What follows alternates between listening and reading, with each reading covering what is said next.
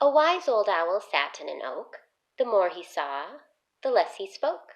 The less he spoke, the more he heard. So let's be like that wise old bird.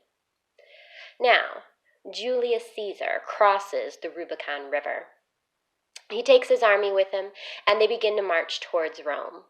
And when Pompey hears of this crossing and this marching towards Rome, he gets scared, for he knows that his army is not as strong or as loyal as Julius Caesar's army, and he's worried that he's going to be defeated when Caesar gets to Rome.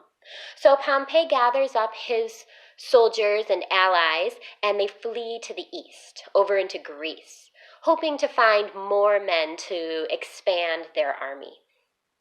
Julius Caesar makes it to Rome, and the people rejoice, for all of the plebeians and the citizens of Rome loved Julius Caesar. He was for the people. He was looking to give them more rights and more freedoms than the original Senate of Rome. And Julius Caesar says, "Let us not rejoice yet. Pompey is still out there, and he must be defeated and brought back into the Roman Republic." So Julius Caesar pursues Pompey. He engages him in battles throughout Greece and further east, winning but never quite conquering Pompey. He always gets away. Eventually, Pompey runs to Egypt, hoping that he would find some safety there. Now, when Pompey gets to Egypt, there is a young king, or pharaoh, on the throne. His name is Ptolemy. And so his advisors were doing most of the decision work. Now, his advisors were worried that Julius Caesar would be really angry if they gave Pompey a place to hide. And so instead of welcoming Pompey, they decide to kill him, and they behead him. Now, Julius Caesar eventually makes it to Egypt, and on his arrival, Ptolemy's counselors present Pompey's head right on a platter to Caesar. And truthfully, Caesar is absolutely upset. He had wanted to bring Pompey back into the Roman Republic and forgive him and pardon him and hope that he would reform and work together with him. And so now he was very saddened by the whole event that Pompey was dead. Now, since he thought these counselors didn't make good decisions, he helped Ptolemy's sister become the pharaoh or the queen of Egypt. And so he helped place Cleopatra on the throne. Now, Caesar defeating, I guess, or finding that all of Pompey's forces had been now defeated, went back to Rome, and the people rejoiced, for they felt like now the Republic could truly go back to its glory. So when he gets back, he starts to do lots of different things for Rome. He started by pardoning all of his enemies. And the reason he did this was to bring everybody and unite everybody in Rome back together. And by forgiving them and sometimes giving places for them in the Senate, giving them jobs and making sure they had what they needed, the people that had been enemies or had at least fought against him were now feeling happy and good feelings towards Caesar and towards Rome in general. He also realized that the Senate had not enough people in it anymore because some of them had left with Pompey and had died within these battles. And so he began appointing more people, and he decided to make it even bigger to give a better opportunity for people to voice their opinions. And so he grew the Senate to 900 senators. Some of these were Romans to begin with, and some of them were these pardoned enemies that had originally fought against Caesar. he also wrote more laws. He made laws that would make it more fair of grain and food import distribution to people. He made sure that there was fairness for the plebeians and the patricians, and he really was working to make Rome a greater place for all of its citizens. Now, besides doing that, he really wanted to bring back order to all the provinces. And so, during these battles with Pompey, and even a little bit during his first year back, he was making sure that all people who were against the Republic were put down and brought back into the Republic. He also thought that there needed to be a strong central government in Italy, right in Rome, and he wanted to unify all of these provinces because now Rome had gotten so big that it was hard for everybody to be united and together. Now, to do this, he needed to increase his power a little bit. Now, the senators had liked some of the things that Caesar was doing, and so he convinced the senators to make him dictator for life. And so he became dictator and was hoping that by having all of this power, he could bring everybody and unite everybody together.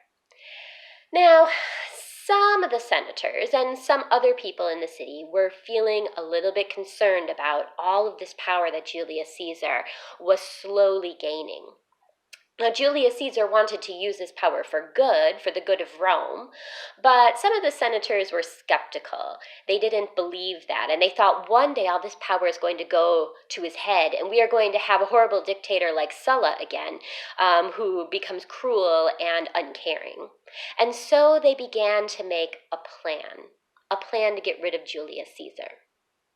Now, meanwhile, Julius Caesar was out in the city, as he often was, talking to the people, and one day an augur, somebody who tells the future, came up to Caesar and said, "Beware the Ides of March," and he walked away. Now, Julius Caesar didn't really believe in augurs all that much. He thought he created his own destiny, and so he didn't take that very seriously. Now, what are the Ides of March? The Ides of March would be the 15th of March, because the Ides means the middle of the month, which is about the 15th. Now, back to this plotting and planning. So, two of the senators, two people that happened to be very close to Julius Caesar, started to make a plan on how to get rid of him, and it was assassination. Their names were Cassius and Brutus.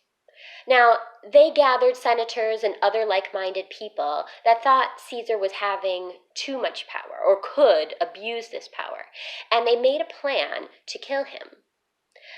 Now, they said they were doing this for the good of Rome, for the good of people, and so they decided they were going to invite him to the Senate and hear a plea from somebody and see what would happen. Now, on March the 14th, Caesar's current wife, her name is Calpurnia, she had this horrible dream, this dream of death and destruction, and she woke up and said, "Julius, you cannot go to the Senate today. Something horrible is going to happen. You must stay here in the house. Remember the omen, beware the Ides of March? That is today. You cannot leave." And Julius Caesar says, "No, I'm going. I don't believe in that stuff. I believe that I will be just fine. Nobody's planning or plotting against me." So Julius Caesar gets ready, and he takes his walk to the Senate. Now, Julius Caesar had a right-hand man, a second in command, and his name was Mark Antony. And Mark Antony had gotten word that there was a plot to kill Caesar, and so he decided to go and tell him. Now, there was a large crowds that was surrounding Caesar when Mark Antony finally found him. And he tried to yell to Caesar to say, "Stop, come here," but Caesar couldn't hear him. And so he had found a piece of paper and wrote down what had happened. And he managed to push forward just enough to hand the piece of paper to Caesar before he was pushed away again. But because of this crush of people around Julius Caesar, he wasn't able to take a moment to read the letter. He still had it in his hand. And finally, Caesar pushes his way through and makes it to the Senate. Mark Antony has not. The crowds had not let him pass. Now, Julius Caesar forgets about the letter. He just puts it into his pocket of his toga, and he walks over to the Senate, and the senators welcome him, and they bring him over to his chair and sit him down, and a man comes up to him and says, "This is what I am asking of you, Julius Caesar. I am asking you to pardon my brother who is in exile right now."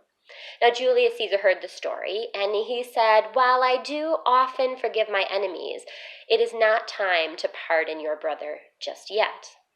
Well, the man, being very upset, grabs Julius Caesar's toga and says, "What are you waiting for, my friends? Now is the time." And he pulls out a dagger and he stabs Julius Caesar right in the side. Now, Julius Caesar was surprised, but as more people came, he began to put his arms up and grab against them, not letting their knives get into him. But there were so many that eventually he got a knife in his thigh, and then in his arm, and in his shoulder, and his back. And as he looked around at all these people, one of the people he trusted most, Brutus, came up to him with a dagger in his hand. And Julius Caesar just looked at him and said, "Et tu, Brute? You too, Brutus? Everybody is against me?" And he gave up right there. Julius Caesar was stabbed 2 more times in the chest, and he died right there in the Senate. Now, when that was done, the senators got scared and they fled, all except Brutus. Now, Brutus, he went out and he looked at all the people and he said, "Romans, good news, we are free from the tyrant Julius Caesar." And Brutus thought he would get applause and that everyone would rejoice, but that was not the case. In fact, everybody had loved Julius Caesar, and so they were upset with Brutus. They were not happy. They were not happy at all. Now, after this event of Julius Caesar dying, a civil war ensued for a few years.